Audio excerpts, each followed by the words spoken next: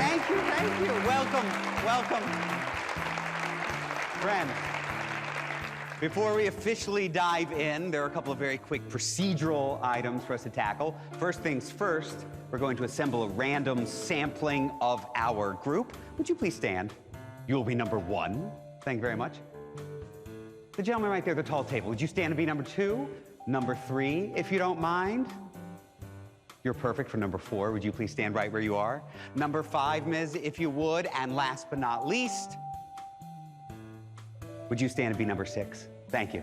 Friends, give these 6 brave volunteers a round of applause.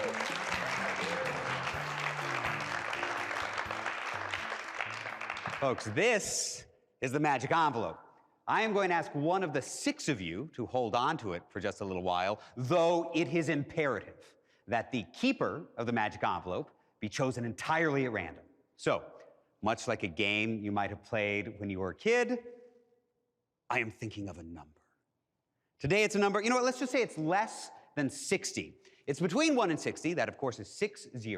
I will ask each of you for a number between 1 and 60. And whoever is closest to the number I've written on the back of this envelope, that person will have been chosen not by me, not by any of you. That person will have been chosen by fate to be the keeper of the magic envelope. I will start with you, sir. A number between 1 and 60, please. 21. That is an excellent choice. You may have a seat. 21 is our first entry. Thank you. The gentleman in the back, please. 32. An excellent choice. Please have a seat. 37. Thank you very much.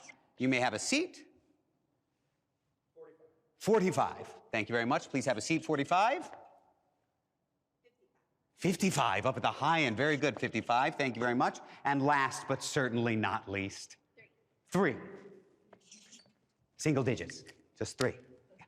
It's a bold move. I like your speed. So friends, that gives us 21. It gives us 32, 37, 45, 55, and 3. Nobody nailed it. One of you, however, is, I would say, remarkably close. In a nice loud voice, the magic number is? 35. 35. 37 is off by 2. 37, is that you?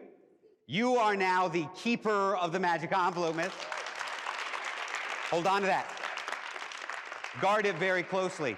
In a little while, I am going to say these words. I will say, I need the magic envelope. When I say that, it will be your job to hold it high above your head and to scream as loud as you possibly can, I have the magic envelope. It will be everybody else's job to cheer her on with wild applause. This job is extremely important. And because it is extremely important, I am going to give you a rehearsal. Are you ready? It will go like this. I need the magic envelope. I have the magic envelope. Yes.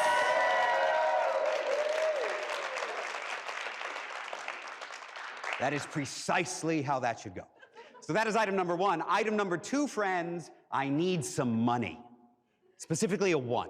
Does anybody have a 1 that I might be able to borrow? You'd be crazy to give me more. You can trust me with the 1. Anyone over here have one? Great. We got one right here. Thanks. Perfect. Oh, thank you, sir. Your name is?